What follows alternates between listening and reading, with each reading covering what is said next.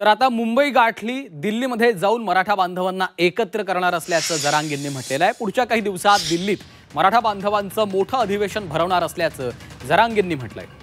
आंदोलन नाही, मागणी नाही, फक्त मराठ्यांचा इतिहास पाहण्यासाठी अटकेपार झेंडा जिथं लागला तिथं भेट देणार असल्याचं देखील जरांगे पाटलांनी म्हटलंय। संपूर्ण देशातून मराठा बांधव दिल्लीमध्ये येणार आहेत।